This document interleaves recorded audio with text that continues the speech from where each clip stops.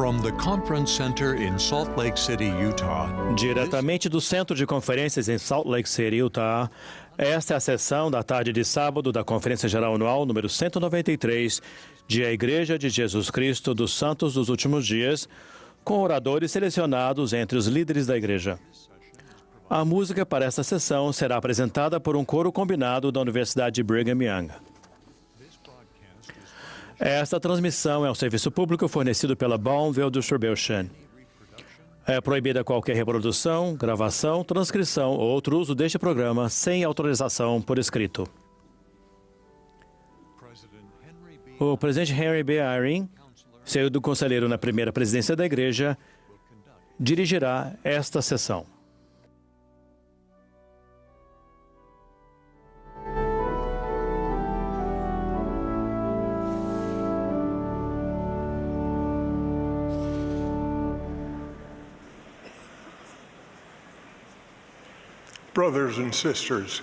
Irmãos e irmãs, sejam bem-vindos à sessão da tarde de sábado da Conferência Geral Anual número 193 de A Igreja de Jesus Cristo dos Santos dos Últimos Dias.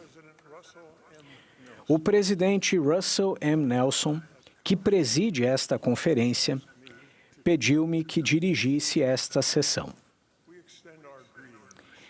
Estendemos nossa saudação a todos os presentes e aos que nos assistem por transmissão via satélite, por meio da televisão, do rádio ou da internet. A música para esta sessão será apresentada por um coro combinado da Universidade Brigham Young, sob a regência de Brent Wells, Sonia Poulter e Andrew Crane, com Joseph Peoples e Linda Margetts ao órgão.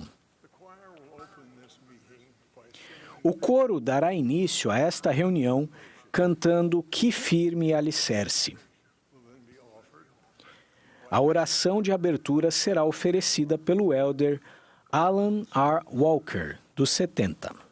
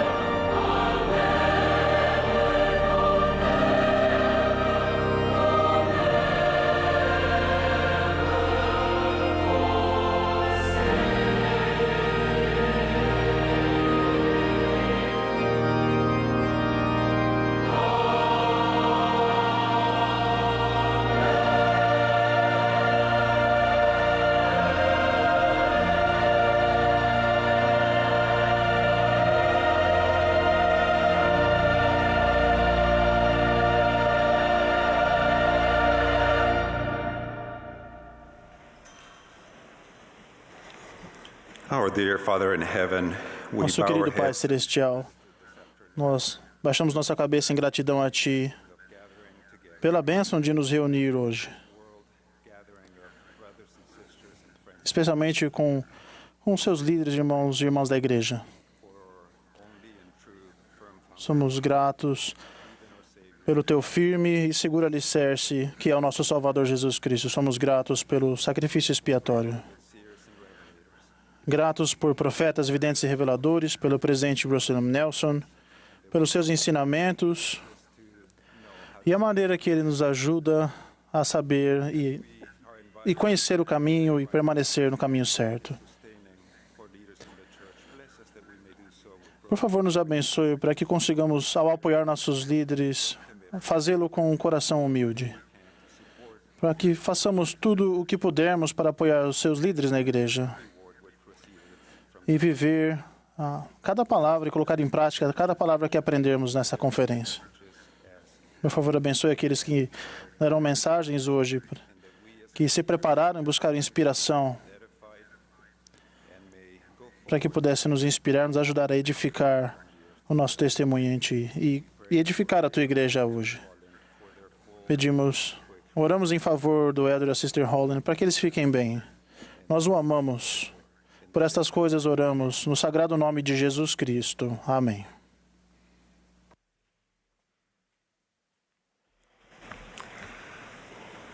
President Dallin H. Oaks, first counselor in the first O presidency. presidente Dallin H. Oaks, primeiro conselheiro na primeira presidência, apresentará agora às autoridades gerais, os 70 de área e os líderes gerais da igreja para voto de apoio. Em seguida, o irmão Jared B. Larson, diretor administrativo do Departamento de Auditoria da Igreja, lerá o relatório anual de 2022.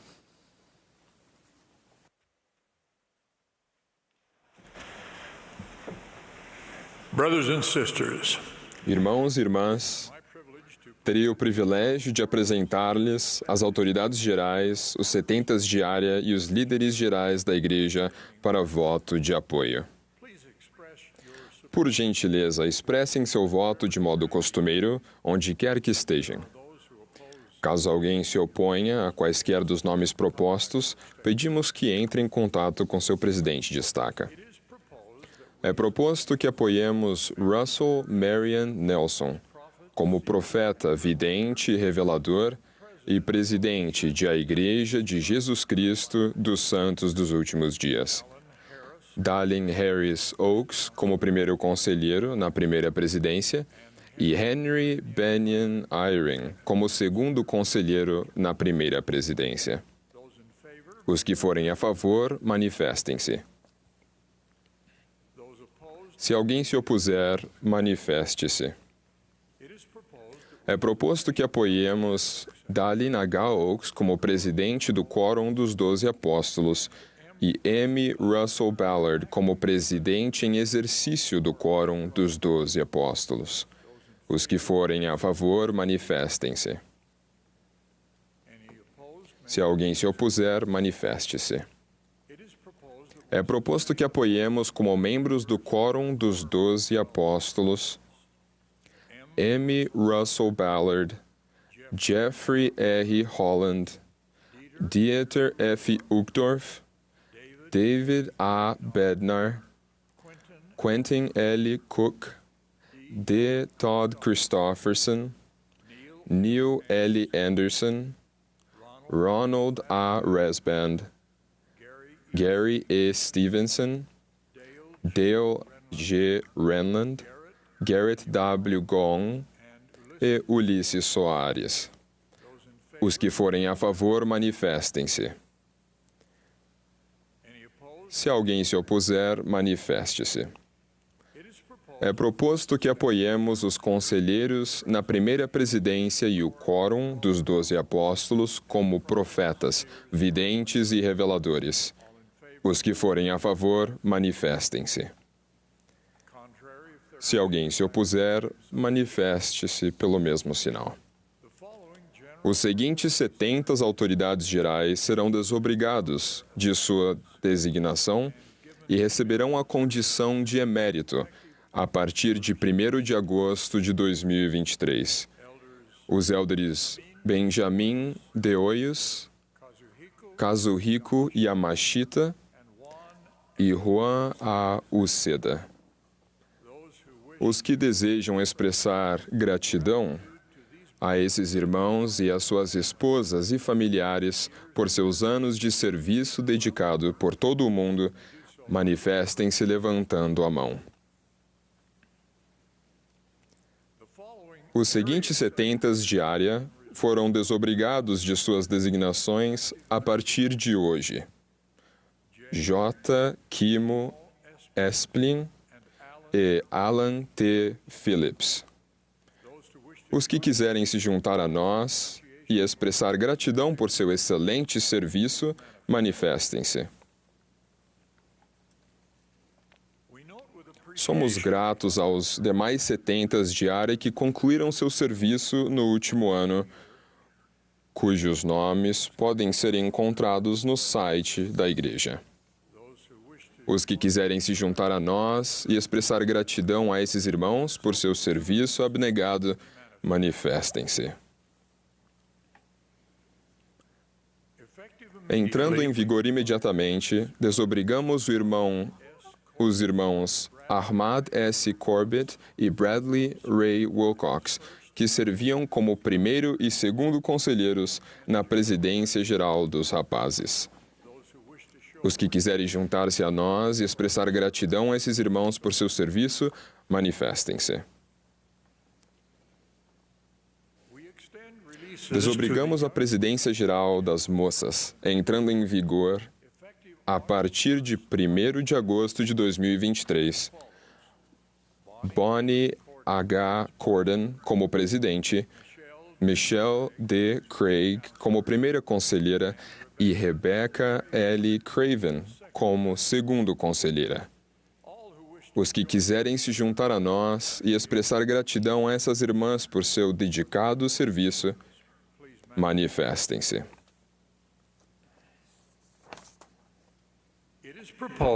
É proposto que apoiemos os seguintes irmãos como novos 70 autoridades gerais: Ahmad S. Corbett, Robert M. Daines, J. Kimo Esplin, Christophe G. Giral de Carrière e Alan T. Phillips. Os que forem a favor, manifestem-se. Os que se opuserem, pelo mesmo sinal.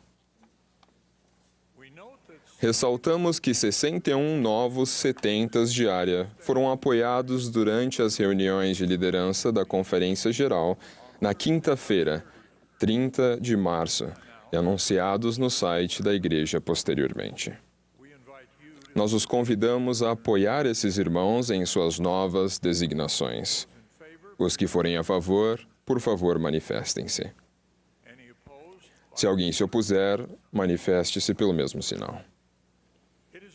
É proposto que apoiemos como a nova Presidência Geral das Moças, entrando em vigor a partir de 1º de agosto de 2023. Emily Bell Freeman, como presidente. Tamara Wood Runia, como primeira conselheira. E Andrea Munhoz Spanaus, como segunda conselheira. Os que forem a favor, manifestem-se. Os que se opuserem, manifestem-se. É proposto que apoiemos os seguintes irmãos como conselheiros na Presidência Geral dos Rapazes, entrando em vigor imediatamente: Bradley Ray Wilcox como primeiro conselheiro e Michael T. Nelson como segundo conselheiro. Os que forem a favor, manifestem-se. Se alguém se opuser, manifeste-se. É proposto que apoiemos as demais autoridades gerais, os 70 de área e os líderes gerais como constituídos atualmente. Os que forem a favor, manifestem-se. Se alguém se opuser, manifeste-se. Obrigado, irmãos e irmãs, por suas orações e fé contínuas em favor da liderança da Igreja. Agora convidamos as novas autoridades gerais e líderes gerais a subirem ao púlpito conosco.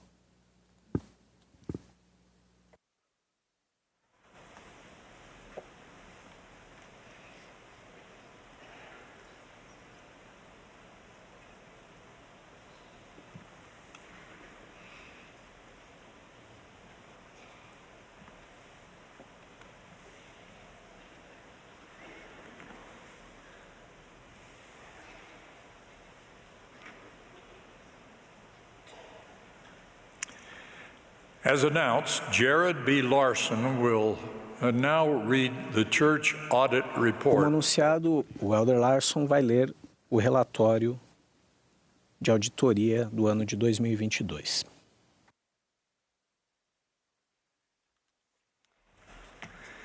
To the First Presidency of the Church of Jesus Christ of Latter-day Saints. Para a primeira presidência de A Igreja de Jesus Cristo dos Santos dos Últimos Dias, estimados irmãos, conforme ordenado por revelação e registrado na seção 120 de Doutrina e Convênios, o Conselho de Disposição dos Dízimos, formado pela primeira presidência, pelo Quórum dos 12 Apóstolos e pelo Bispado Presidente, autoriza a utilização dos fundos da Igreja.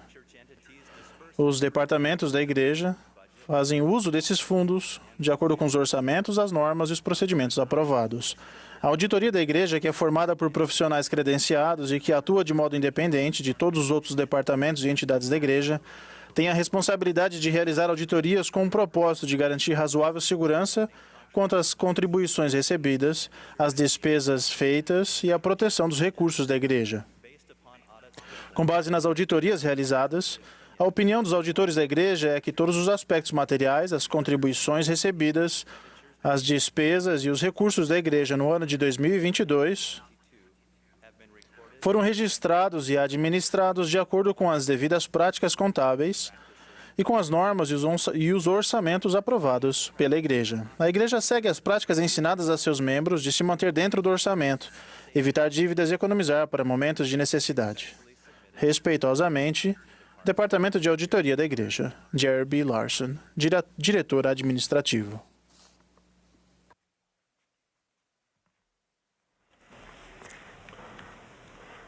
Thank you, brethren. The choir... Obrigado, irmãos. O coro agora cantará O Senhor meu pastor é. Após o hino, teremos o prazer de ouvir o Elder Dale G. Renlund, do Quórum dos 12 Apóstolos. Em seguida, ouviremos os elders Peter F. Mears e Randall K. Bennett, dos 70.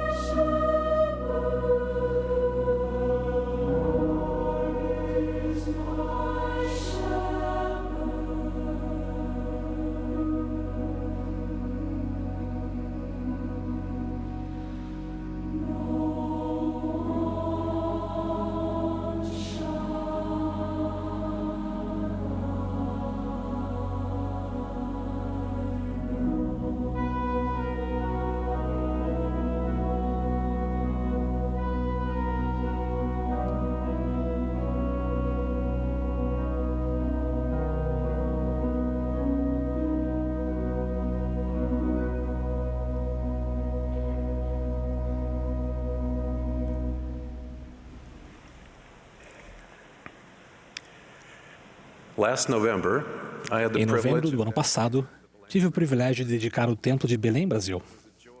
Foi uma alegria estar com os fiéis membros da igreja no norte do Brasil. Naquela ocasião, fiquei sabendo que Belém é o portal da região que inclui o rio mais poderoso do mundo, o rio Amazonas. Apesar da força do rio, 2 vezes por ano, algo aparentemente antinatural acontece. Quando o Sol, a Lua e a Terra se alinham, uma violenta onda invade o rio, indo contra o fluxo natural da água. Ondas de até 6 metros de altura, que percorrem até 50 quilômetros rio acima, já foram registradas. Esse fenômeno, conhecido geralmente como encontro das águas, é chamado localmente de pororoca, ou grande estrondo, por causa do grande barulho que faz. Podemos adequadamente concluir que até o poderoso rio Amazonas deve se sujeitar a poderes celestiais.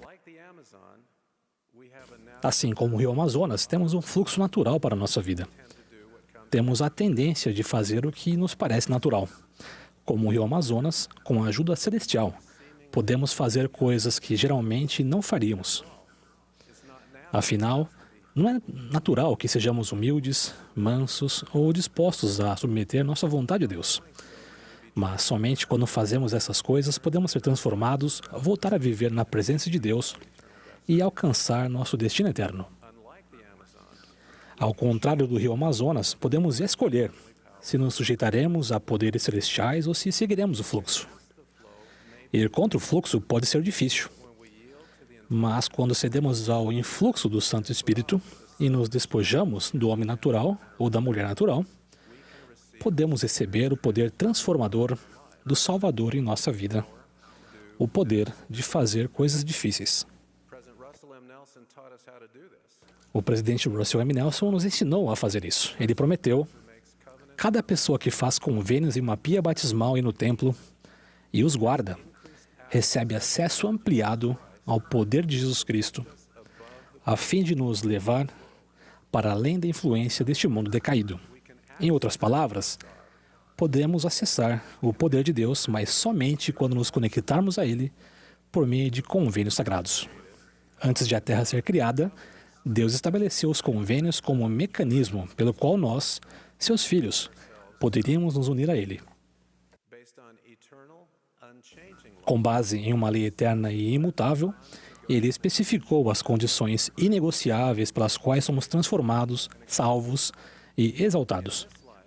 Nesta vida, fazemos esses convênios ao participarmos das ordenanças do sacerdócio e ao prometermos fazer o que Deus nos pede. E, em troca, Deus nos promete certas bênçãos.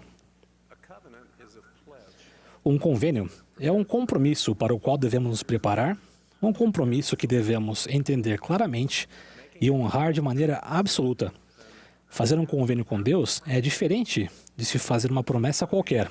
Em primeiro lugar, é necessária a autoridade do sacerdócio.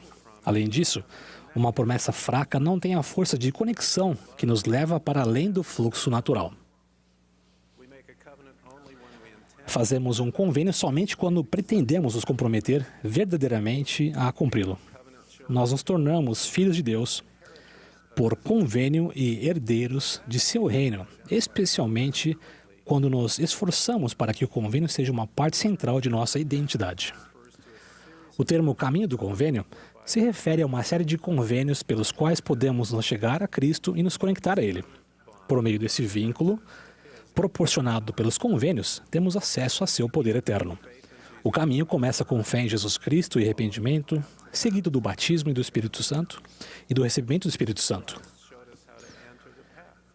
Jesus Cristo nos mostrou como entrar no caminho quando foi batizado. De acordo com os relatos dos evangelhos de Marcos e Lucas, no Novo Testamento, o Pai Celestial falou diretamente a Jesus em seu batismo, dizendo: "Tu és o meu Filho amado. Em ti me comprazo." Quando embarcamos no caminho do convênio por meio do batismo, posso imaginar o Pai Celestial dizendo algo semelhante a cada um de nós. Tu és meu filho querido em quem me regozijo. Continua em frente. No batismo e quando tomamos o sacramento, testificamos que estamos dispostos a tomar sobre nós o nome de Jesus Cristo.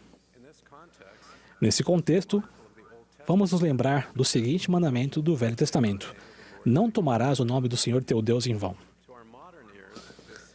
Em nossos dias, isso parece uma proibição contra o uso irreverente do nome do Senhor. O mandamento inclui essa proibição, mas sua diretriz é ainda mais profunda. A palavra hebraica traduzida como tomar significa elevar ou carregar, como faria uma pessoa que porta uma bandeira associada a um grupo ou um indivíduo. A palavra traduzida como vão significa vazio ou enganoso. O mandamento de não tomar o nome do Senhor em vão pode, portanto, significar: você não deve se identificar como discípulo de Jesus Cristo, a menos que tenha a intenção de representá-lo bem. Nós nos tornamos seus discípulos e o representamos bem quando intencional e gradualmente tomamos sobre nós o nome de Jesus Cristo por meio de convênios. Nossos convênios nos dão poder para permanecer no caminho do convênio, porque nosso relacionamento com Jesus Cristo e com nosso Pai Celestial foi modificado. Estamos conectados a eles por meio de um vínculo proporcionado pelos convênios. O caminho do convênio nos conduz às ordenanças do templo, como a investidura do templo. A investidura é a dádiva dos convênios sagrados de Deus, que nos conecta mais plenamente a Ele. Na investidura, nós primeiro fazemos o convênio de nos esforçarmos para guardar os mandamentos de Deus. Segundo, de nos arrependermos com o coração quebrantado e espírito contrito. Terceiro, de viver o Evangelho de Jesus Cristo. Fazemos essas coisas exercendo fé nele, fazendo convênios com Deus à medida que recebemos as ordenanças de salvação e exaltação, guardando esses mandamentos durante toda a nossa vida e nos esforçando para viver os dois grandes mandamentos de amar a Deus e o próximo. Quarto, fazemos convênio de guardar a lei da castidade. E quinto, de dedicar a nós mesmos e tudo com o que o Senhor nos abençoa para edificar sua igreja. Ao fazermos e cumprirmos os convênios do templo, aprendemos mais sobre os propósitos do Senhor e recebemos a plenitude do Espírito Santo. Recebemos orientação para a nossa vida. Amadurecemos em nosso discipulado para que, como filhos, não permanecemos em ignorância para sempre. Em vez disso, vivemos com uma perspectiva eterna e nos sentimos mais motivados para servir a Deus e a nosso próximo. Recebemos mais capacidade de cumprir nossos propósitos na mortalidade. Somos protegidos do mal e adquirimos mais poder para resistir à tentação e nos arrepender quando tropeçamos. Quando cometemos erros, a lembrança de nossos convênios com Deus nos ajuda a voltar ao caminho. Ao nos conectarmos ao poder de Deus, nós nos tornamos como a pororoca, capazes de ir contra o fluxo do mundo por toda a vida e pela eternidade. Por fim, nosso destino é modificado porque o caminho do convênio nos conduz à exaltação e à vida eterna. O cumprimento dos convênios feitos na pia batismal e no templo também nos dá forças para resistir às provações e às tristezas da mortalidade. A doutrina associada a esses convênios facilita nosso caminho e proporciona esperança, consolo e paz. Meus avós, Lena Sofia e Mats Leander Renland, receberam o poder de Deus por meio de seu convênio batismal quando se filiaram à igreja em 1912 na Finlândia. Eles estavam felizes por fazerem parte do primeiro ramo da igreja na Finlândia. Leander morreu de tuberculose 5 anos depois, quando Lena estava grávida do 10º filho deles. Essa criança, meu pai, nasceu 2 meses após o falecimento de Leander. Lena vivenciou o falecimento não apenas do marido, mas também de 7 de seus 10 filhos. Sendo uma pobre viúva, ela enfrentou muitas dificuldades. Por quase 20 anos, não conseguiu ter uma boa noite de sono. Durante o dia, ela se esforçava para providenciar alimento para sua família. À noite, cuidava de familiares que estavam à beira da morte. É difícil imaginar como ela conseguiu suportar tudo aquilo. Lena perseverou, porque sabia que seu falecido marido e seus filhos poderiam estar com ela por toda a eternidade. A doutrina das bênçãos do templo, inclusive a de famílias eternas, trouxe-lhe paz porque ela confiava no poder selador. Enquanto estava na mortalidade, ela não recebeu sua investidura, nem foi selada a Leander. Mas ele continuou sendo uma influência imprescindível em sua vida e parte de sua grande esperança para o futuro. Em 1938, Lena enviou registros para que as ordenanças do templo pudessem ser realizadas por seus familiares falecidos. Alguns dos primeiros registros vindos da Finlândia. Depois que ela faleceu, as ordenanças do templo foram realizadas por outras pessoas em favor dela, de Leander e de seus filhos falecidos. Vicariamente, ela recebeu sua investidura, foi selada a Leander, e seus filhos falecidos e meu pai foram selados a eles. Assim como outras pessoas, Lena morreu na fé, sem ter recebido as promessas, porém, vendo-as de longe, acreditou nelas e abraçou-as. Lena viveu como se já tivesse feito esses convênios em sua vida. Sabia que seus convênios batismais e sacramentais a conectavam ao Salvador. Acreditava que, nas veredas do Redentor, seria conduzida à sua eterna mansão. Lena acreditava que ter aprendido sobre famílias eternas antes de passar pelas tragédias de sua vida foi uma das grandes misericórdias de Deus. Por meio dos convênios, ela recebeu o poder de Deus para perseverar e superar a influência negativa de seus desafios e de suas dificuldades. Ao trilharem o caminho do convênio, desde o batismo até o templo e ao longo da vida, prometo-lhes poder para irem contra o fluxo natural do mundo, poder para aprenderem e serem santificados, poder para encontrarem esperança, consolo e até alegria ao enfrentarem os desafios da vida. Prometo a vocês e à sua família a proteção contra a influência do adversário, especialmente quando fizerem do templo uma prioridade em sua vida. Ao se achegarem a Cristo e se conectarem a Ele e a nosso Pai Celestial por convênio, algo aparentemente antinatural acontece. Vocês são transformados e aperfeiçoados em Jesus Cristo. Vocês se tornam filhos de Deus por convênio e herdeiros em seu reino. Posso imaginá-lo dizendo a cada um de vocês: Tu és meu filho querido, em quem me regozijo. Bem-vindo de volta ao lar. Em nome de Jesus Cristo. Amém.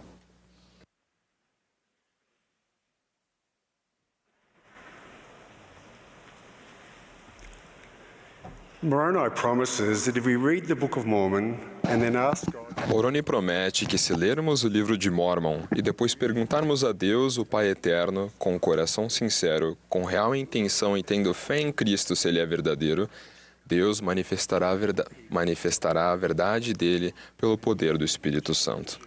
Milhões de pessoas colocaram em prática essa promessa e receberam um testemunho seguro da restauração, da plenitude do Evangelho de Jesus Cristo. Moroni nos exorta, ao lermos o livro de Mórmon, a lembrarmos de quão misericordioso tem sido o Senhor para com os filhos dos homens, desde a criação de Adão até esta hora, e a meditarmos sobre isso em nosso coração. As histórias e os ensinamentos do livro de Mórmon nos lembram e testificam do amor, da compaixão e da misericórdia do Salvador. Meu pai faleceu em abril de 2013. Enquanto me preparava para falar em seu funeral, percebi como fui abençoado por conhecer e amar suas escrituras favoritas. Ele as compartilhava em reuniões familiares e as lia comigo quando eu precisava de conselhos, orientação ou fortalecimento de fé. Eu ouvi compartilhá-las em discursos e designações. Eu não só as conhecia, mas ainda me lembro do som da voz dele e dos sentimentos espirituais que eu tinha enquanto ele as compartilhava. Ao compartilhar escrituras e sentimentos, meu pai me ajudou a estabelecer um alicerce firme de fé no Senhor Jesus Cristo. Meu pai adorava em especial o relato da visita do Salvador ao povo de Nefe. Esse relato sagrado descreve o Senhor ressurreto e exaltado, Jesus Cristo. Ele havia bebido da taça amarga e padecido todas as coisas para que não precisássemos sofrer se nos arrependêssemos. Havia visitado o mundo espiritual e organizado a pregação do Evangelho lá. Havia ressuscitado dos mortos e estado com o Pai e recebido mandamentos dele para compartilhar com os nefitas as escrituras que abençoariam as gerações futuras.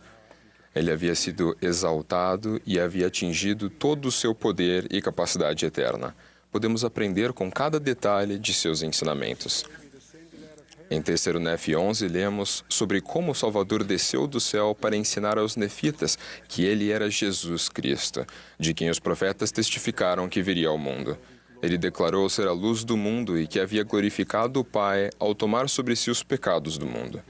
Ele convidou as pessoas a se aproximarem e colocarem a mão em seu lado e sentirem as marcas dos cravos em suas mãos e em seus pés. Ele queria que eles soubessem que ele era o Deus de Israel, que havia sido morto pelos pecados do mundo. O povo respondeu com alegria, adiantando-se um por um, até que todos viram e sentiram que ele, de fato, era aquele sobre quem os profetas escreveram que deveria vir. Jesus ensinou aos nefitas a importância do arrependimento, de nos tornarmos como uma criancinha e a necessidade de sermos batizados por alguém que tem a sua autoridade. Ele então ensinou grande parte da doutrina que estamos estudando este ano no Novo Testamento. Em 3 Nef 17, lemos que Jesus disse ao povo que era hora de ele ir para o Pai e também de se mostrar às tribos perdidas de Israel. Ao lançar os olhos sobre a multidão, ele percebeu que eles estavam em lágrimas, olhando fixamente para ele como se lhe pedissem para ficar um pouco mais. A resposta do Salvador aos nefitas foi, ao mesmo tempo, tocante e instrutiva. Ele disse: "Eis que minhas entranhas estão cheias de compaixão por vós." Acredito que sua compaixão foi muito mais do que uma resposta às lágrimas do povo. Parece que ele podia vê-los através dos olhos de seu sacrifício expiatório. Ele viu todas as dores, aflições e tentações deles. Viu suas doenças, viu suas enfermidades e sabia, por meio de seu agonizante sofrimento no Getsemane e no Gólgota, como socorrê-los de acordo com suas enfermidades. Da mesma forma, quando nosso Salvador Jesus Cristo olha para nós, ele vê e compreende a dor e o peso de nossos fracassos, vê nossos vícios e desafios, vê nossas lutas e aflições de qualquer espécie e está repleto de compaixão por nós. Depois de seu terno convite aos nefitas, ele disse: "Tendes enfermos entre vós? Trazei-os aqui.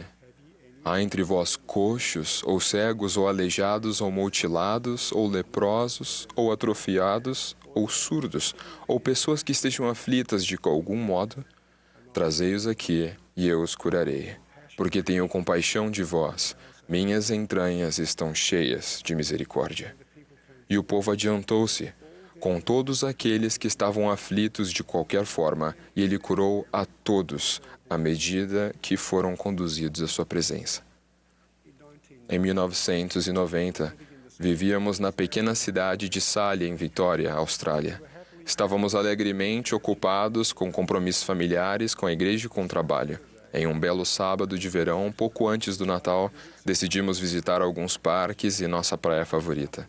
Depois de desfrutar de um dia maravilhoso de brincadeiras em família, acomodamos todos no carro e voltamos para casa. Enquanto dirigia, eu adormeci por um momento e colidi de frente com outro carro. Depois de alguns momentos de recuperação, olhei ao redor do veículo. Minha esposa, Maxine, estava com uma perna quebrada e tinha dificuldade para respirar. O externo dela estava quebrado. Nossas 3 filhas estavam em choque, mas felizmente pareciam estar bem. Eu tinha alguns ferimentos leves, mas nosso filho de 5 meses não reagia. Em meio ao estresse e à confusão do acidente, nossa filha mais velha, Kate, de 11 anos, disse com urgência: "Pai, você precisa dar uma bênção no Jaron." Com muito esforço, minhas filhas e eu conseguimos sair do carro. Maxine não podia ser movida.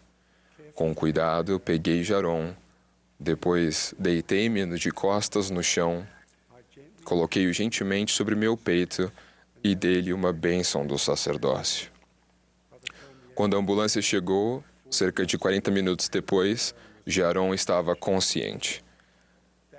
Naquela noite, deixei 3 membros da família no hospital e peguei um táxi apressadamente para casa com 2 filhas. Durante aquela longa noite, implorei ao Pai Celestial que minha família e aqueles feridos no outro veículo se recuperassem. Misericordiosamente, minhas preces e as orações oferecidas fervorosamente por outras pessoas foram atendidas. Com o tempo, todos foram curados, uma grande bênção e eterna misericórdia. No entanto, continuei a ter sentimentos profundos de culpa e remorso por ter causado um acidente tão terrível. Eu acordava durante a noite e revivia os terríveis acontecimentos. Lutei durante anos para encontrar paz e para me perdoar. Então, como líder do sacerdócio, enquanto ajudava outras pessoas a se arrependerem e a sentirem a compaixão, a misericórdia e o amor do Salvador, percebi que ele podia me curar. O poder de cura e redenção do Salvador se aplica a erros acidentais, más decisões, desafios e provações de toda a espécie, assim como nossos pecados. Quando me voltei para ele, meus sentimentos de culpa e remorso foram gradualmente substituídos por paz e descanso. O presidente Nelson ensinou: quando o Salvador expiou por toda a humanidade, ele abriu um caminho para que aqueles que o seguem tenham acesso a seu poder de cura, de fortalecimento e de redenção. Esses privilégios espirituais estão disponíveis a todos os que buscam ouvi-lo e segui-lo. Irmãos e irmãs, quer estejam carregando o fardo de pecados não resolvidos ou sofrendo por ofensas cometidas contra vocês há muito tempo, ou lutando para perdoar a si mesmos por um erro acidental, vocês têm acesso ao poder de cura e redenção do Salvador Jesus Cristo. Ele vive. Ele é nosso Salvador e Redentor. Ele nos ama. Ele tem compaixão por nós. Ele está repleto de misericórdia e ele pode curar você. Em nome de Jesus Cristo. Amém.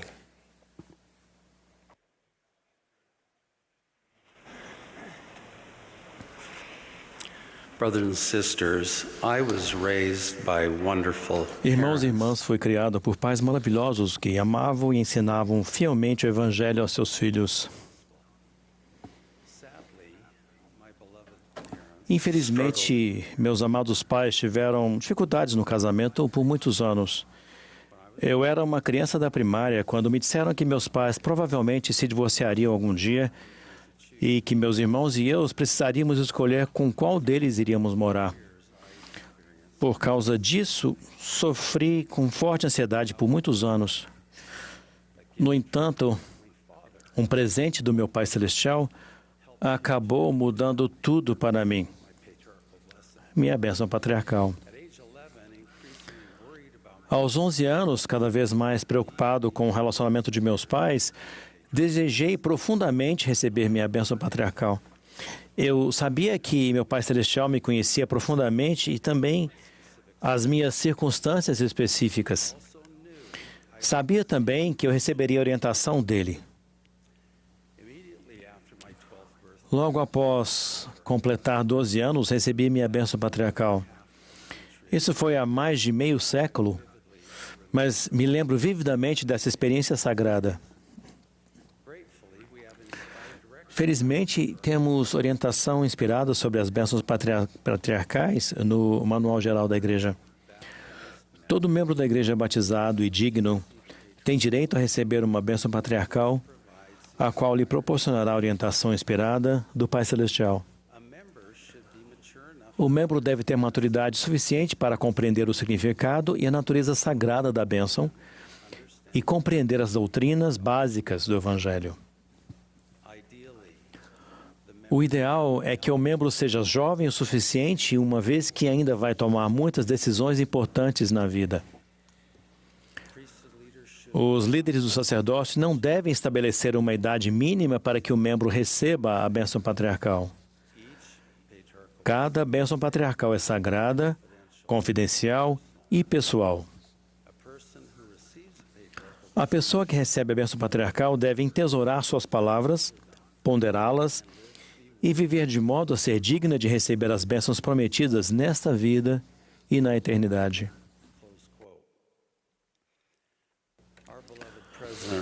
Nosso amado presidente Russell M. Nelson ensinou repetidamente sobre a importância de uma bênção patriarcal que dá a cada pessoa uma declaração de linhagem que remonta a Abraão, Isaque e Jacó e que é uma escritura pessoal para você.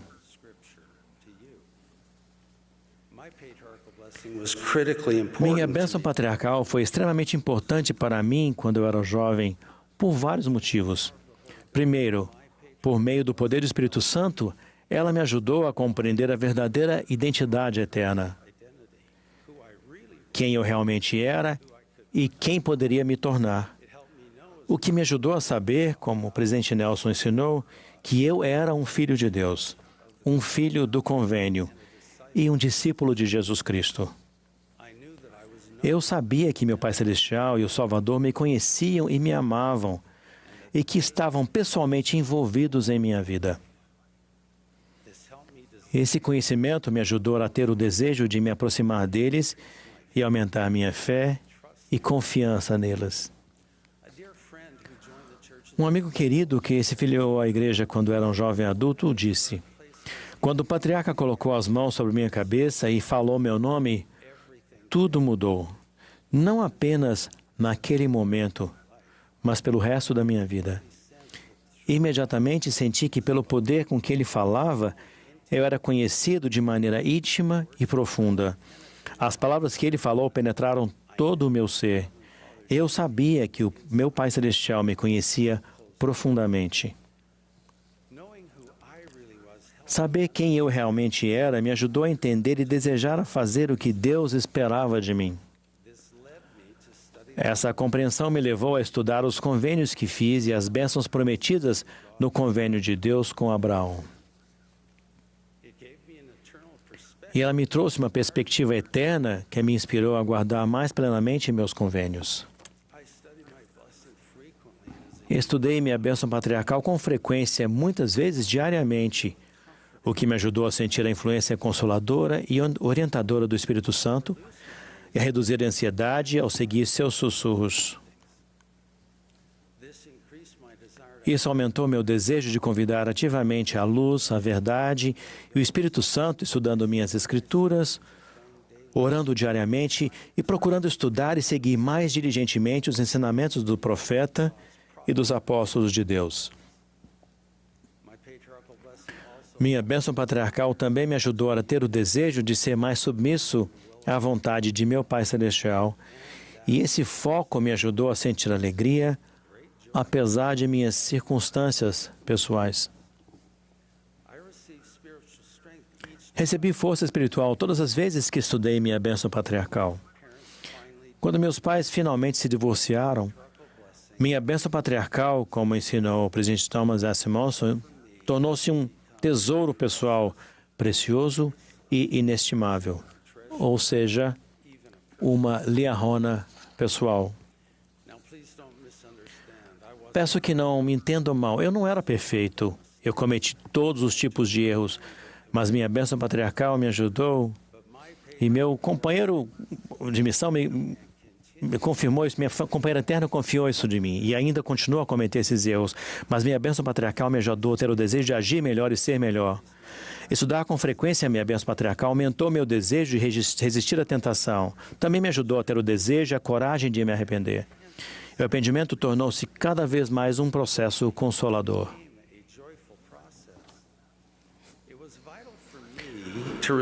Para mim, foi vital receber a minha bênção patriarcal quando eu era jovem e enquanto meu testemunho ainda estava crescendo. Sou eternamente grato por meus pais e meus bispos entenderem que meu desejo indicava que eu estava pronto. Quando eu tinha 12 anos, o mundo era bem menos confuso e perturbador do que o mundo de hoje.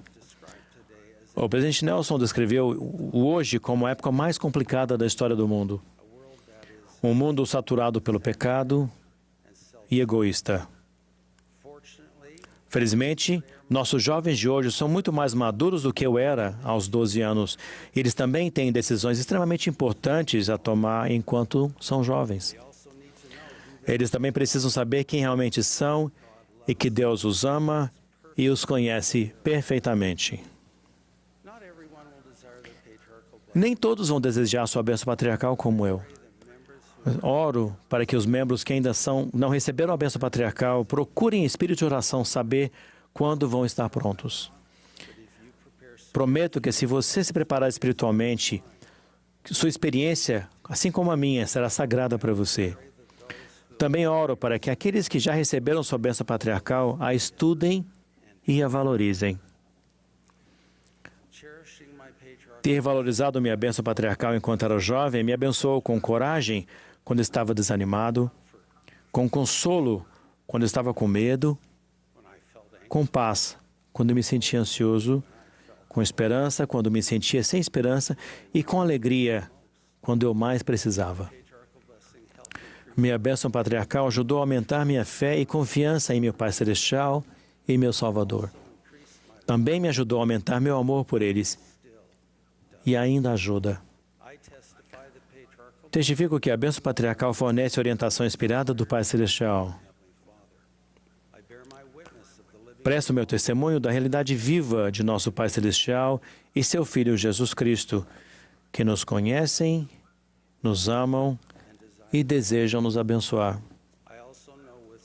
Também sei com certeza que o presidente Russell M. Nelson é o profeta de Deus na Terra hoje. Em nome de Jesus Cristo. Amém.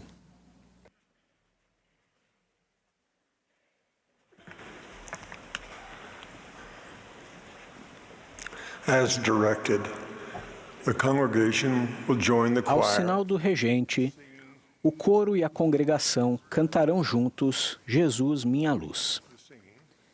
Após o hino, teremos o prazer de ouvir os élderes Craig C. Christensen, Evan A. Schmutz e Benjamin de Royus, que servem como 70 autoridades gerais.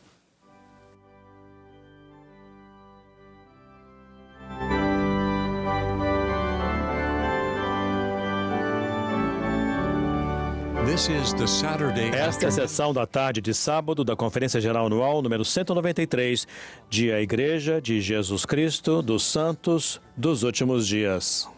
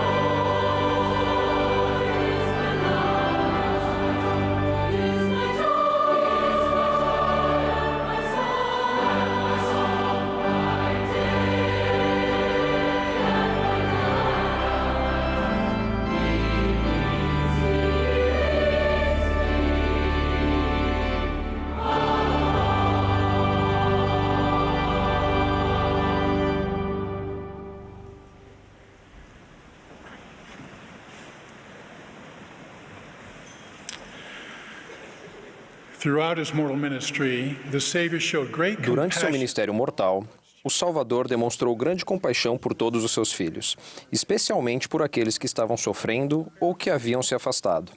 Quando foi criticado pelos fariseus por se associar e comer com pecadores, Jesus respondeu ensinando 3 parábolas bem conhecidas. Em cada uma dessas parábolas, ele enfatizou a importância de buscarmos aqueles que se perderam e a alegria que sentimos quando eles retornam. Por exemplo, na parábola da ovelha perdida, ele disse: haverá grande alegria no céu por um pecador que se arrepende. Meu desejo hoje é fortalecer a conexão entre alegria e arrependimento, especialmente a alegria que sentimos quando nos arrependemos e os sentimentos de alegria que temos quando convidamos outras pessoas a se achegarem a Cristo e a receberem seu sacrifício expiatório em sua vida. Nas Escrituras, a palavra alegria significa muito mais do que momentos de contentamento ou mesmo sentimentos de felicidade. A alegria, nesse contexto, é um atributo divino, encontrado em sua plenitude quando voltamos a habitar na presença de Deus. É mais profundo, edificante, duradouro e transformador do que qualquer prazer ou conforto que este mundo possa oferecer. Fomos criados para ter alegria. Esse é o destino que desejamos como filhos de um amoroso Pai Celestial. Ele deseja compartilhar sua alegria conosco. O profeta Leí ensinou que o plano de Deus para cada um de nós é que tenhamos alegria. Como vivemos em um mundo decaído, a alegria duradoura e eterna geralmente parece estar além de nosso alcance. No entanto, no versículo seguinte, Leí continua ao explicar que o Messias veio para nos redimir da queda. A redenção, por intermédio do Salvador Jesus Cristo, torna a alegria possível. A mensagem do Evangelho é uma mensagem de esperança, as novas de grande alegria e a maneira pelo qual todos podem sentir paz e momentos de alegria nesta vida e receber a plenitude da alegria na vida futura. A alegria da qual falamos é um dom dado aos fiéis, porém tem um preço. A alegria não é gratuita, nem dada casualmente. Na verdade, ela foi comprada com o precioso sangue de Jesus Cristo. Se de fato entendêssemos o valor da verdadeira alegria divina, não hesitaríamos em sacrificar qualquer coisa mundana ou fazer qualquer mudança necessária em nossa vida para recebê-la. Um rei poderoso, porém humilde, no livro de Mórmon, entendia isso. Que deverei fazer, ele perguntou, para nascer de Deus, arrancar este espírito iníquo de meu peito e receber o Espírito de Deus, a fim de encher-me de júbilo. Eis que, disse ele, renunciarei a tudo quanto possuo. Sim, abandonarei o meu reino para poder receber essa grande alegria. Em resposta à pergunta do rei, o missionário Arão disse: se desejas isto, curva-te diante de Deus e te arrependes de todos os teus pecados. O arrependimento é o caminho para a alegria, porque ele é o caminho que leva ao Salvador Jesus Cristo. Para alguns, pensar em arrependimento como caminho para a alegria pode ser contraditório. O arrependimento, às vezes, pode ser doloroso e difícil. Exige admitir que alguns de nossos pensamentos e ações, e até mesmo algumas de nossas crenças, estão errados. O arrependimento também exige mudança, o que às vezes pode ser desconfortável. Mas a alegria e o conforto não são a mesma coisa. O pecado, inclusive o pecado da complacência, limita nossa alegria. Como o salmista declarou, o choro pode durar uma noite, mas a alegria vem pela manhã. Quando nos arrependemos de nossos pecados, precisamos nos concentrar na grande alegria que sentiremos. As noites podem ser longas, mas amanhã chegará. E quão maravilhosa é a paz e magnífica alegria que sentimos quando a expiação do Salvador nos liberta do pecado e do sofrimento. Considerem a experiência de alma no livro de Mórmon. Ele foi torturado com eterno tormento e sua alma estava atribulada por causa de seus pecados. Mas quando ele se voltou para o Salvador em busca de misericórdia, ele já não se lembrou de suas dores. E ó, que alegria, ele declarou, e que luz maravilhosa contemplei. Sim, nada pode haver tão belo e doce como foi minha alegria. Esse é o tipo de alegria disponível para aqueles que se achegam a Jesus Cristo por meio do arrependimento. Como ensinou o presidente Nelson, o arrependimento permite que tenhamos acesso ao poder da expiação de Jesus Cristo. Quando decidimos nos arrepender, decidimos mudar. Permitimos que o Salvador nos transforme em uma versão melhor de nós mesmos. Escolhemos crescer espiritualmente e receber alegria, a alegria da redenção advinda dele. Quando decidimos nos arrepender, decidimos nos tornar mais como Jesus Cristo. O arrependimento traz alegria porque prepara nosso coração para receber a influência do Espírito Santo. Estar repleto de alegria significa estar repleto do Espírito Santo. Nossa alegria aumenta à medida que trabalhamos diariamente para termos sempre o Espírito em nossa vida. Conforme ensinado pelo profeta Mormon, não obstante, jejuavam e oravam frequentemente e tornavam-se cada vez mais fortes em sua humildade e cada vez mais firmes na fé em Cristo, enchendo a alma de alegria e consolo. O Senhor promete a todos que se esforçam para segui-lo: dar-te-ei meu Espírito, o qual iluminará a tua mente e encher-te-á a alma de alegria. Após termos sentido a alegria que advém do arrependimento sincero, é natural querermos compartilhar essa alegria com outras pessoas. E quando fazemos, nossa alegria se multiplica. Foi exatamente o que aconteceu com Alma. Esta é a minha glória, ele disse, que talvez possa ser um instrumento nas mãos de Deus para trazer alguma alma ao arrependimento. E esta é a minha alegria. Eis que, quando vejo muitos de meus irmãos verdadeiramente penitentes e vindo ao Senhor seu Deus, minha alma enche-se de alegria. Lembro-me então de que o Senhor fez por mim. Sim, não me lembro de seu misericordioso braço que se estendeu para mim. Ajudar outras pessoas a se arrependerem é uma expressão natural de nossa gratidão para com o Salvador e uma fonte de grande alegria. O Senhor prometeu: se trouxerdes a mim, mesmo que seja uma só alma, quão grande será a vossa alegria com ela no reino de meu Pai. E agora, se vossa alegria é grande com uma só alma que tiverdes trazido a mim, quão grande será a vossa alegria se me trouxerdes muitas almas. E quão grande é a sua alegria pela alma que se arrepende. Acho útil tentar imaginar a alegria que o Salvador deve sentir cada vez que recebemos as bênçãos de seu sacrifício expiatório em nossa vida. Como o presidente Nelson citou, o apóstolo Paulo compartilhou esta terna visão. Deixemos todo o pecado que tão facilmente nos rodeia, olhando para Jesus, autor e consumador da fé, o qual, pela alegria que lhe estava proposta, suportou a cruz e assentou-se à destra do trono de Deus. Frequentemente falamos da dor e do sofrimento do Getsemane no Calvário. Mas raramente falamos da grande alegria que o Salvador deve ter antecipado ao oferecer sua vida por nós. Claramente, sua dor e seu sofrimento foram por nós para que pudéssemos sentir a alegria de retornar com ele à presença de Deus. Após ensinar o povo na América Antiga, o Salvador expressou seu grande amor por eles, dizendo: e agora, eis que minha alegria é grande, até a plenitude, por causa de vós. Sim, e até o Pai se alegra, e também todos os santos anjos. E em vós minha alegria é completa. Irmãos e irmãs, concluo prestando meu testemunho pessoal, que considero um dom sagrado. Testifico que Jesus Cristo é o Salvador e Redentor do mundo. Sei que Ele ama todos nós. Seu foco singular, sua obra e sua glória é nos ajudar a receber a plenitude da alegria nele. Sou uma testemunha pessoal de que se arrepender diariamente e se achegar a Jesus Cristo é o caminho para sentir alegria. Alegria além do que podemos imaginar. É por isso que estamos aqui na Terra. É por isso que Deus preparou seu grande plano de felicidade para nós.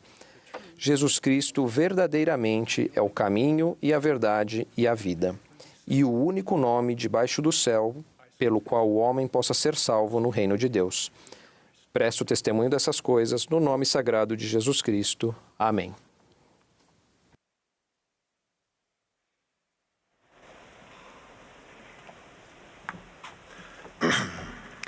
In my mind's eye, Em minha mente vejo o idoso profeta Nefe em sua mesa, as placas de ouro abertas diante dele, segurando o buril. Nefe estava terminando sua última gravação no registro.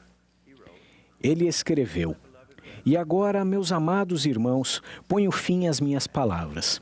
Mas logo depois o Espírito pediu a Nefe que voltasse ao seu registro e escrevesse uma mensagem final.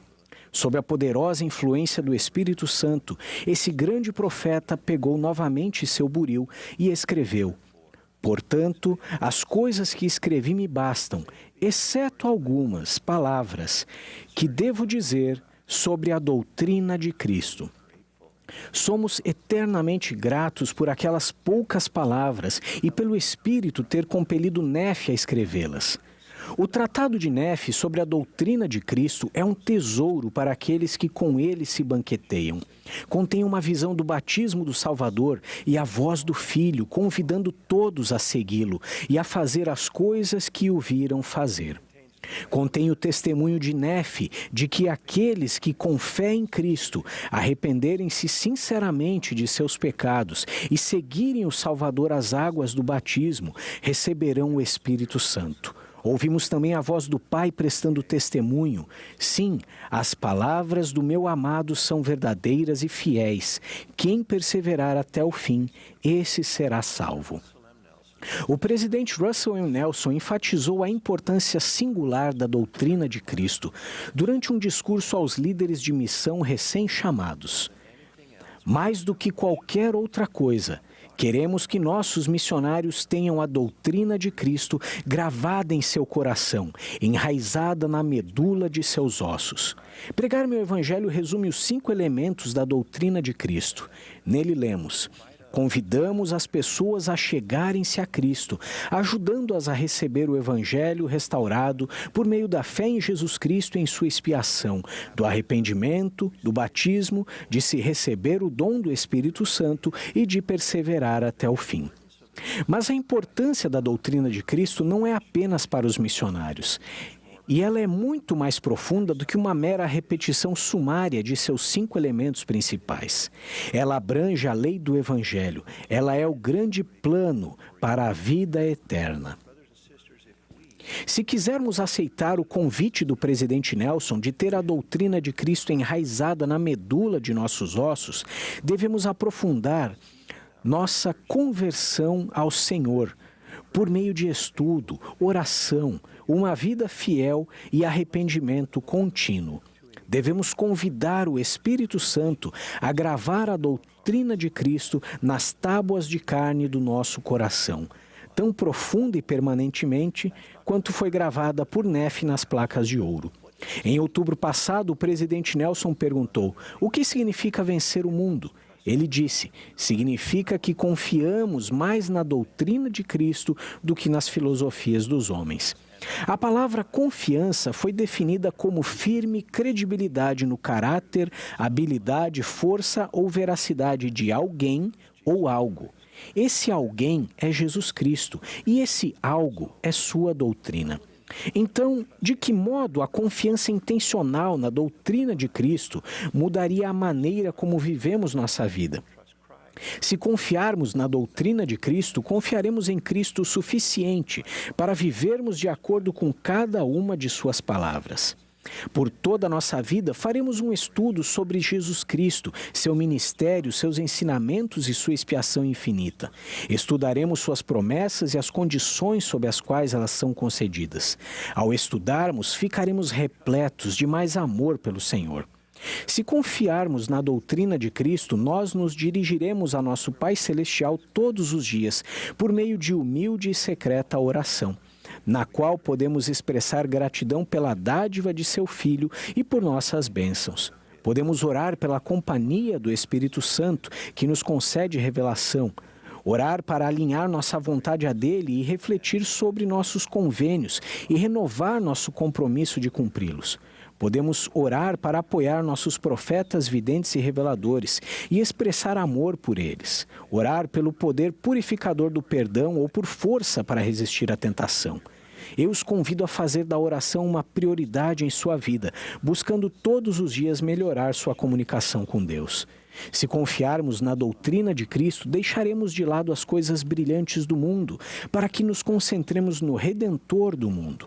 Limitaremos ou eliminaremos o tempo gasto em mídias sociais, jogos virtuais, entretenimento desnecessário, excessivo ou inadequado, o fascínio dos tesouros e vaidades deste mundo e quaisquer outras atividades que deem lugar às falsas tradições e filosofias equivocadas dos homens. É apenas em Cristo que encontramos verdade e realização duradoura. O arrependimento sincero se tornará uma parte feliz de nossa vida, tanto para sermos perdoados pelos pecados, quanto para sermos transformados à imagem de Cristo. O arrependimento com fé em Cristo permite que tenhamos acesso à expiação de Cristo. O presidente Dallin H. Oaks ensinou que quando o Salvador perdoa, ele faz mais do que nos purificar do pecado. Ele nos dá forças. Cada um de nós precisa dessa força para cumprir com o propósito eterno de nossa vida. Encontramos forças em Jesus e sua doutrina. Ele disse: em verdade vos digo que esta é minha doutrina, e os que edificam sobre isto edificam sobre minha rocha, e as portas do inferno não prevalecerão contra eles. Vemos essa promessa sendo cumprida na vida de pessoas fiéis. Há pouco mais de um ano conheci Travis e Casey. Eles se casaram em 2007, na época Travis não era membro. Casey, embora tivesse sido criada em um lar santo dos últimos dias, afastou-se da fé na adolescência e desviou-se de seus alicerces. Em 2018, Travis conheceu os missionários e foi batizado em 2019. Travis se tornou um missionário para Casey, que também passou por uma conversão que mudou sua vida.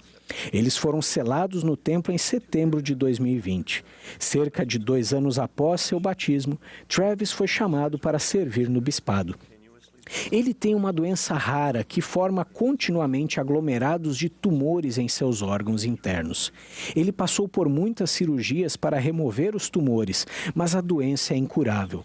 Há vários anos, foi dito a Travis que ele teria menos de 10 anos de vida. Casey tem retinite pigmentosa, uma doença genética rara que causa estreitamento irreversível do campo de visão, até a cegueira completa. Ela contou-me a respeito de seu futuro.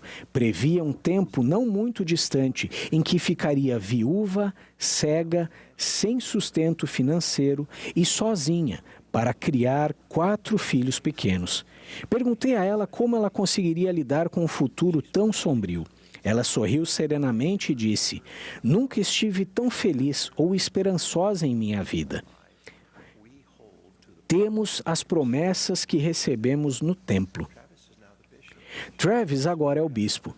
Há 2 meses ele fez outra grande cirurgia, mas está otimista e sereno. A visão de Casey piorou. Agora ela tem um cão-guia e não consegue dirigir, mas está satisfeita criando os filhos e servindo como conselheira na presidência das moças. Travis e Casey estão edificando sua casa sobre a rocha. Travis e Casey confiam na doutrina de Cristo e na promessa de que Deus consagrará suas aflições para seu benefício. No plano perfeito de Deus, o sofrimento com fé em Cristo está ligado a nos tornarmos perfeitos em Cristo.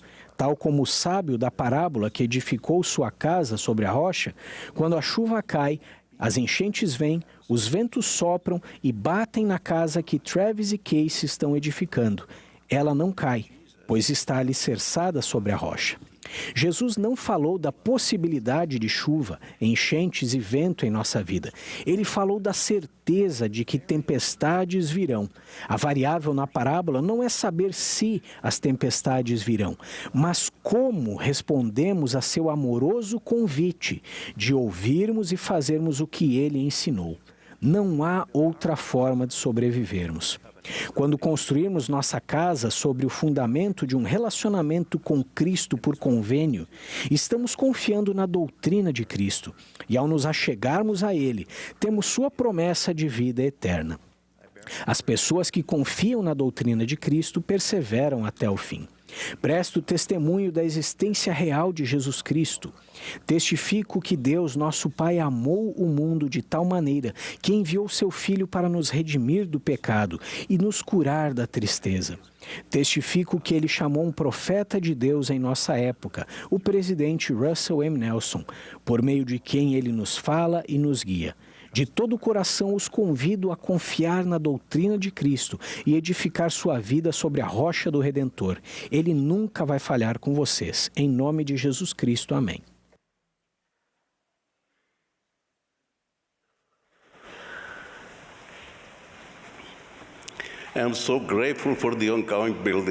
Sou grato pelo trabalho contínuo nos templos, na dispensação da plenitude dos tempos. Desde o primeiro dia da restauração, santos fiéis fazem muitos sacrifícios para receber as ordenanças e os convênios do templo. Seguindo esse grande exemplo, após muitos sacrifícios financeiros para viajar da cidade do México, minha querida esposa Evélia e eu, acompanhados de nossos queridos pais, fomos selados como marido e mulher para a eternidade no templo de Mesa, Arizona, em 1975. Naquele dia, quando fomos unidos pela autoridade do sacerdócio na casa do Senhor, verdadeiramente tivemos um vislumbre do céu. Essa experiência me fez valorizar muito mais os santos de Kirtland, Ohio, que depois de 3 anos de trabalho árduo e grande sacrifício, concluíram seu belo templo no primeiro semestre de 1836, o primeiro dessa dispensação. Em março do mesmo ano, mais de 1.000 pessoas se reuniram no templo e em suas entradas para o serviço dedicatório. O profeta Joseph Smith se levantou para oferecer a oração dedicatória que recebera por revelação. Nela, ele descreveu muitas das bênçãos extraordinárias que são concedidas aos que dignamente entram nos templos do Senhor. Então o coro cantou um hino tal como um facho, e a congregação se levantou e entoou o brado de hosana com tamanho vigor que parecia forte o bastante para erguer o telhado do edifício. Uma semana mais tarde, o profeta descreveu que o Senhor apareceu no templo, dizendo: "Pois eis que aceitei esta casa, e meu nome aqui estará, e manifestar-me-ei a meu povo com misericórdia nesta casa. E a fama desta casa espalhar-se-á por terras estrangeiras, e este é o princípio da bênção que será derramada sobre a cabeça de meu povo." Depois dessa e de outras visões, Elias, o profeta, que foi levado ao céu sem passar pela morte, apareceu diante do profeta Joseph Smith e de Oliver Cowdery e disse: "Eis que é chegado plenamente o tempo proferido pela boca de Malaquias, testificando que ele, Elias, o profeta, seria enviado antes que viesse o grande e terrível dia do Senhor, para voltar o coração dos pais para os filhos e os filhos para os pais, a fim de que a terra toda não seja ferida com uma maldição. Portanto, as chaves dessa dispensação são confiadas às vossas mãos, e assim sabereis que o grande e terrível dia do Senhor está perto, sim, às portas." Após o Senhor ter restaurado as chaves seladoras a Joseph Smith, o trabalho de salvação em ambos os lados do véu começou em nossa dispensação. O Elder Boyd K. Packer ensinou que esse evento marcante passou despercebido pelo mundo, mas viria a influenciar o destino de toda a alma que já viveu ou que ainda viverá nesta terra. As coisas começaram a acontecer silenciosamente. A igreja tornou-se uma igreja que constrói templos.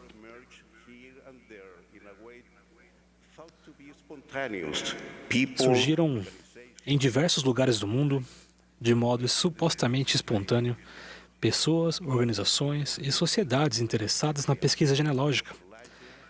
Tudo isso ocorreu desde o aparecimento de Elias no templo de Kirtland.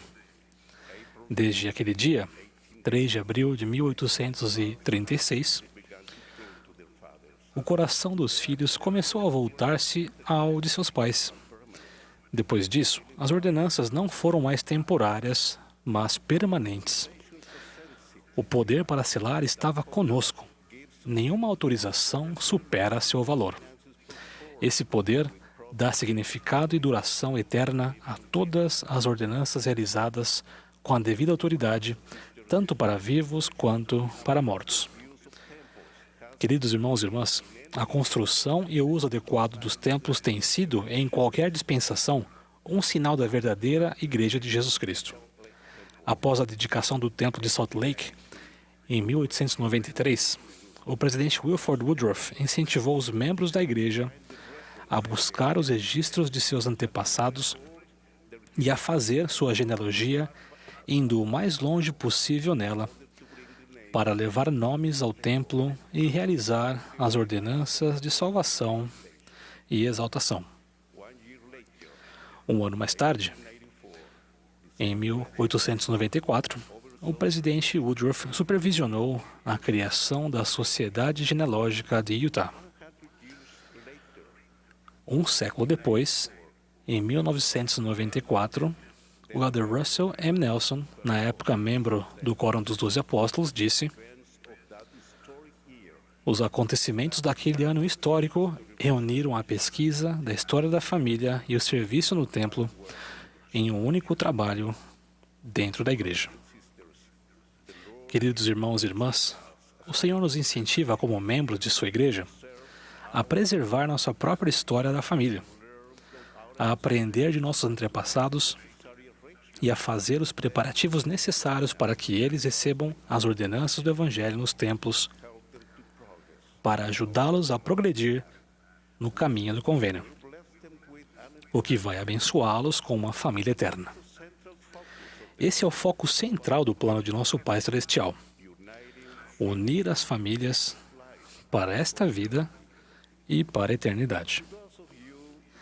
Para os que não se sentem capazes de fazer esse trabalho, devem saber que não estão sozinhos. Todos podemos usar ferramentas que a igreja preparou e que são encontradas nos centros do Family Search, que conhecemos como Centros de História da Família. Os centros do Family Search são projetados para que quase todos, com um pouco de ajuda, possam encontrar informações de seus antepassados e organizá-las adequadamente para que possam levá-las à casa do Senhor. Entrem em contato com os consultores de história da família em sua ala ou em seu ramo. Eles vão orientá-los a cada passo. Ao seguirmos a orientação dos profetas e aprendermos a fazer nossa história da família e realizar as ordenanças do templo por nossos antepassados, vamos ter grande alegria a ponto de não querermos mais parar de fazê-lo. O Espírito vai encher nosso coração, despertar nossa capacidade de fazer esse trabalho e nos guiar conforme buscamos nomes de nossos antepassados. Lembremos-nos, porém, que a história da família é mais do que simplesmente buscar nomes, datas e lugares. Significa unir famílias e sentir a alegria que advém de proporcionar aos antepassados as ordenanças do Evangelho. Aprecio o ensinamento inspirado de nosso amado profeta, o presidente Russell M. Nelson, que disse: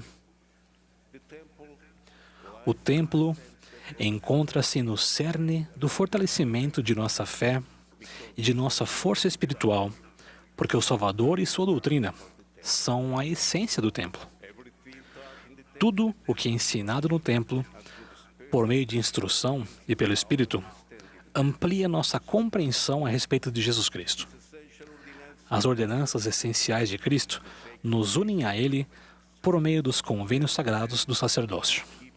Então, à medida que cumprimos nossos convênios, Ele nos investe com seu poder de fortalecimento e cura.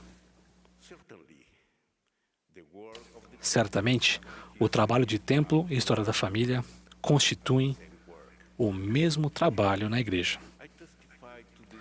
Presto testemunho dessas verdades. Sei que esta é a Igreja do Senhor Jesus Cristo, nosso Salvador e Redentor, de quem nos lembramos e a quem adoramos nesta época de Páscoa. Sei que Ele nos ama e que quando guardamos nossos convênios e colocamos nossa confiança nele, Ele nos investe de seu poder de cura e seu poder fortalecedor. Em nome de Jesus Cristo. Amém.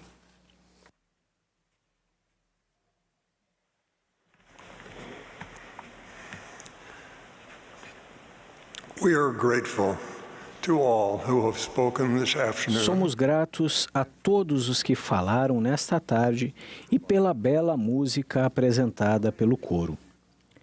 Lembramos a todos que a sessão geral da noite de sábado terá início às 21 horas, horário de Brasília, e será transmitida do Centro de Conferências.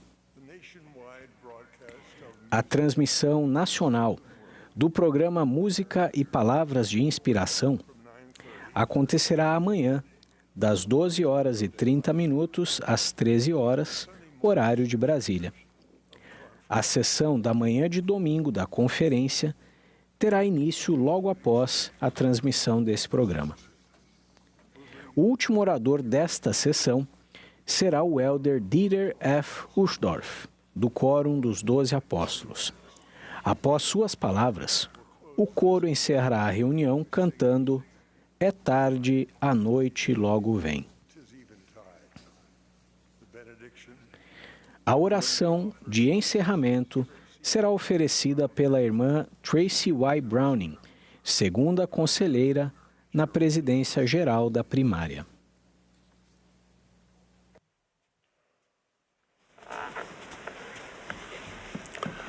Once upon a time, a father was about...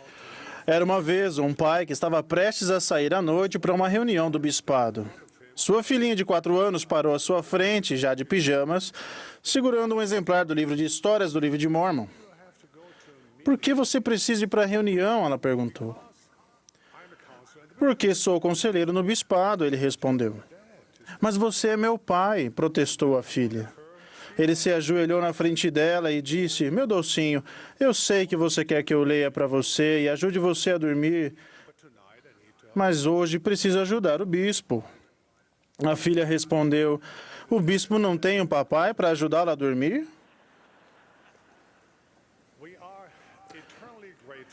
Somos eternamente gratos pelo número incontável de membros que servem diligentemente na Igreja de Jesus Cristo todos os dias.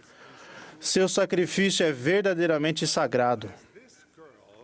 Mas assim como essa garotinha parecia entender, existe algo igualmente sagrado, algo insubstituível no cuidado dos pais com os filhos. Esse cuidado reflete o padrão celestial. Nosso Pai Celestial, nosso Pai Divino, certamente se alegra quando seus filhos são ensinados e nutridos por seus pais terrenos. Pais, obrigado por tudo que fazem para criar seus filhos. E filhos, obrigado por tudo o que vocês estão fazendo para educar seus pais. Porque, como todos os pais sabem, muitas vezes aprendemos com nossos filhos sobre fé, esperança e caridade, tanto quanto eles aprendem conosco. Já pensaram no enorme risco que o nosso Pai Celestial corre cada vez que envia uma criança à Terra? Essas crianças são seus filhos e suas filhas espirituais, com um potencial ilimitado, destinadas a se tornar seres gloriosos de bondade, graça e verdade. E, no entanto, chegam à Terra completamente indefesas, mal conseguindo fazer outra coisa a não ser chorar. A lembrança do tempo que passaram na presença de Deus é esquecida, junto com o conhecimento de quem realmente são e quem podem se tornar. Elas ganham o entendimento da vida, do amor de Deus e de seu plano, com base no que observam das pessoas ao seu redor, especialmente de seus pais. que honestamente ainda estão procurando entender essas coisas também. Deus deu aos pais o sagrado dever de criar os filhos com amor e retidão, atender às suas necessidades físicas e espirituais e ensiná-los a guardar os mandamentos de Deus. Isso é suficiente para tirar o sono até mesmo dos melhores pais. Minha mensagem a todos os pais é: o Senhor ama vocês. Ele está com vocês. Ele está ao seu lado. Ele é sua força para orientar seus filhos a fazer escolhas corretas. Aceitem esse privilégio e essa responsabilidade com coragem e alegria. Não deleguem essa fonte de bênçãos celestiais a ninguém mais. De acordo com a estrutura dos valores e princípios do Evangelho, são vocês que devem orientar seus filhos nos detalhes das decisões diárias. Ajudem seus filhos a edificar a fé em Jesus Cristo, a amar seu Evangelho e sua igreja e a se preparar para uma vida inteira de escolhas corretas. Na verdade, esse é o plano de Deus para os pais. Satanás vai se opor a vocês, vai tentar distraí-los e desanimá-los. Mas cada filho recebeu a luz de Cristo como uma linha direta com os céus. E o Salvador vai ajudar, orientar e incentivar vocês. Busquem a ajuda dele. Perguntem ao Senhor. Assim como Jesus Cristo é a força dos jovens, Jesus Cristo também é a força dos pais. Às vezes, podemos pensar que outras pessoas seriam mais qualificadas para orientar e ensinar nossos filhos. Mas não importa o quão inadequados se sintam, vocês possuem algo exclusivo que os qualifica: o seu amor por seus filhos. O amor dos pais por seus filhos é uma das maiores forças do universo. É uma das poucas coisas nesta terra que podem ser verdadeiramente eterna. Talvez você sinta que seu relacionamento com seu filho ou sua filha não seja o ideal. É nesse momento que o poder do Salvador entra em cena. Ele cura doentes e pode curar relacionamentos. Ele multiplica o pão e o peixe e pode multiplicar o amor e a alegria em seu lar. O amor que vocês sentem por seus filhos cria um ambiente propício para ensinar a verdade e edificar a fé. Façam de seu lar uma casa de oração, de aprendizado e de fé. Uma casa de experiências felizes, um lugar de inclusão, uma casa de Deus. E rogai ao Pai com toda a energia de vosso coração que sejais cheios desse amor que Ele concedeu a todos os seguidores de seu Filho, Jesus Cristo. Outra força que vocês têm, como pais, é a oportunidade de exercer uma influência diária e contínua. Colegas, professores e influenciadores da mídia vêm e vão, mas vocês podem ser a influência mais constante e estável na vida de seus filhos. Seus esforços podem parecer pequenos comparados às vozes estridentes que seus filhos ouvem no mundo. Às vezes, pode parecer que não estão conseguindo alcançar muitos resultados.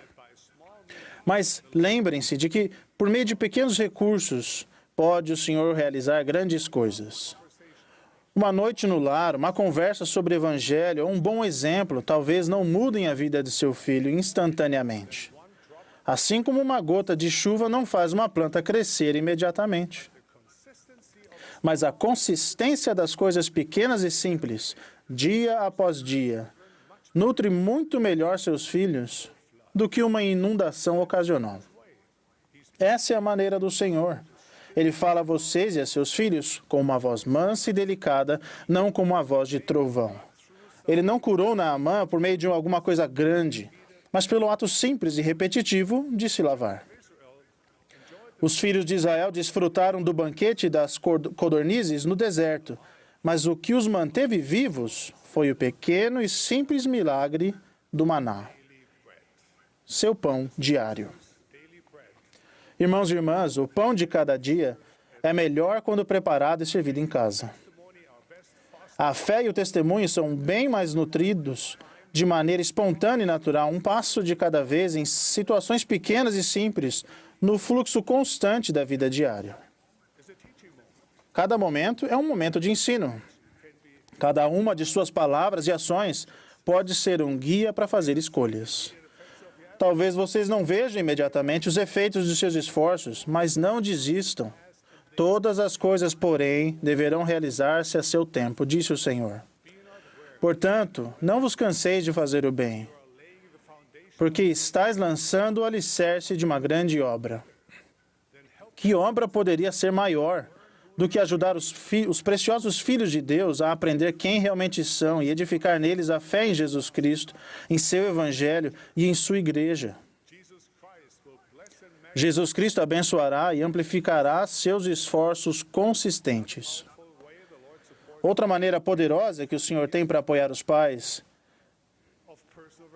é por meio do dom da revelação pessoal.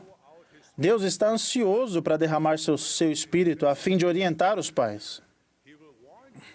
À medida que orarem e forem sensíveis ao Espírito, Ele vai alertar vocês de perigos ocultos. Ele revelará os dons, os pontos fortes e as preocupações não expressas de seus filhos. Deus vai ajudar vocês a ver seus filhos como Ele os vê, além da aparência externa e dentro do coração deles. Com a ajuda de Deus, vocês podem aprender a conhecer seus filhos de modo puro e celestial. Eu convido vocês a aceitar a oferta de Deus de guiar sua família por meio de revelação pessoal. Busquem a orientação dele em suas orações. Talvez a ajuda mais importante que Jesus Cristo oferece aos pais é uma grande transformação no coração. Esse é um milagre que todos nós precisamos.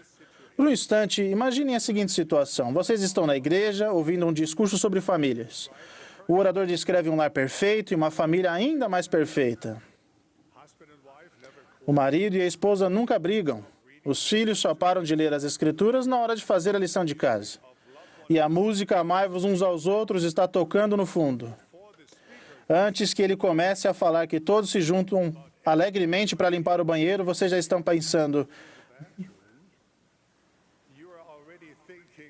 My family is hopeless. Minha família está perdida. Queridos irmãos e irmãs, fiquem tranquilos.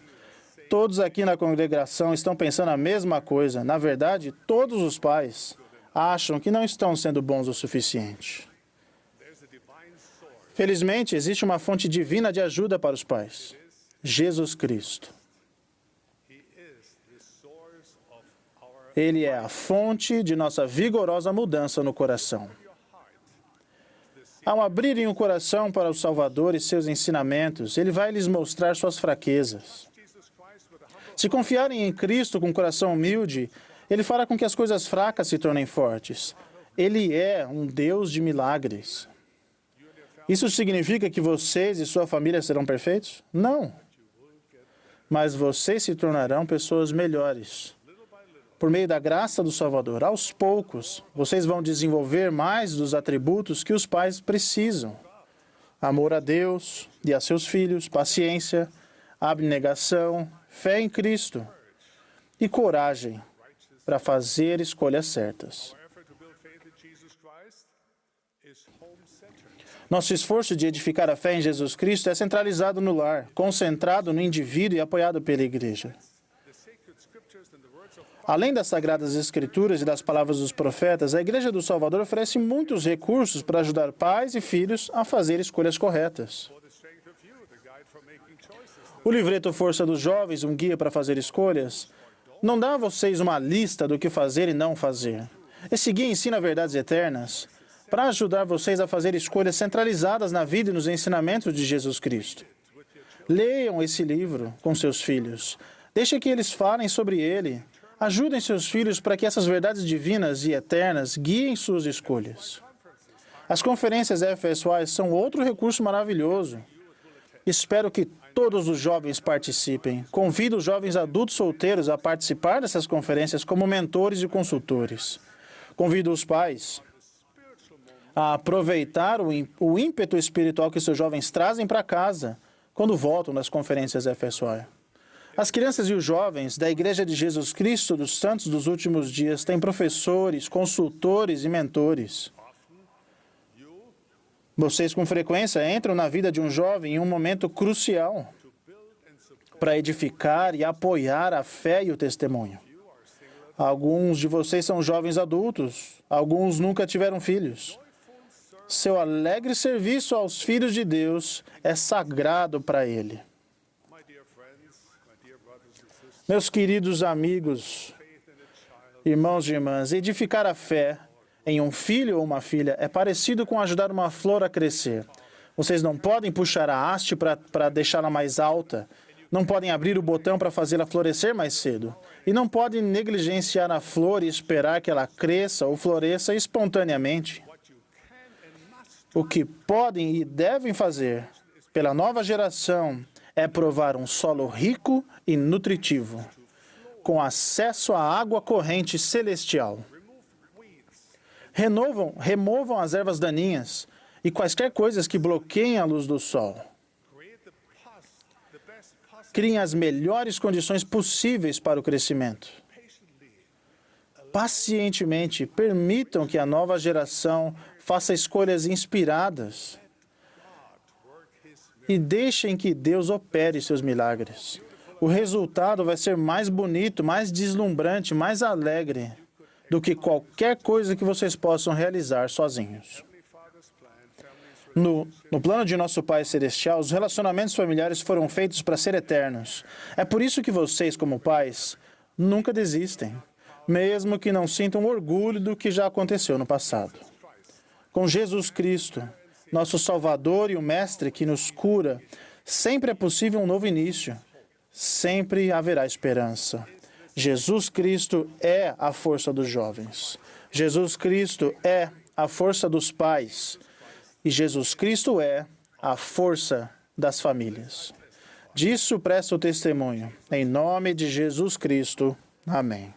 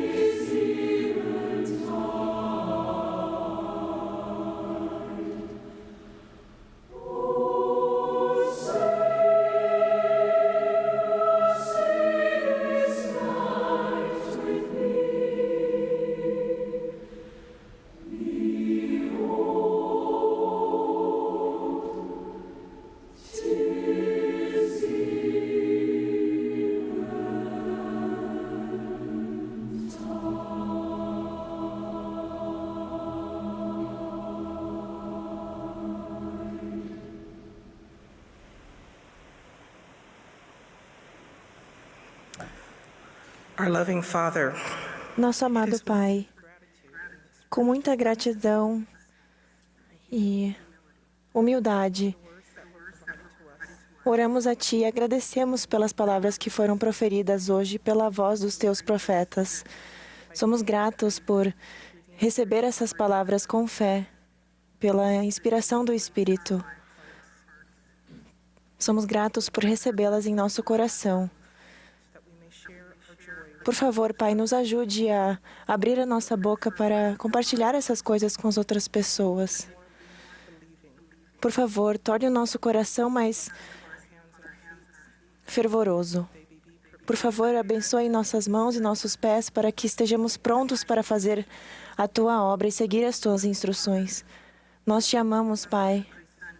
Amamos o Teu Filho, Jesus Cristo, que o Senhor enviou para nos proporcionar a salvação, que é o nosso exemplo em todas as coisas. Oramos para o Teu Espírito estar conosco e a luz de Cristo também, e também a Sua imagem em nosso semblante. Oramos por a segurança que Ele nos dá e a constância também. E dizemos estas coisas no sagrado nome de nosso Salvador, sim, Jesus Cristo. Amém.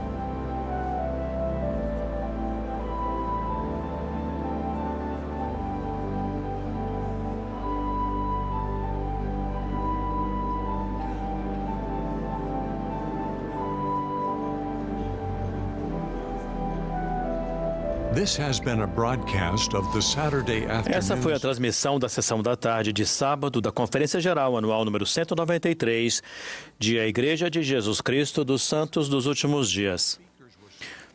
Os oradores foram selecionados entre os líderes da igreja. A música para essa sessão foi representada por um coro combinado da Universidade Brigham Young. Essa transmissão foi fornecida como serviço público pela Bonneville Distribution. É proibida qualquer reprodução, gravação, transcrição ou outro uso desse programa sem autorização por escrito.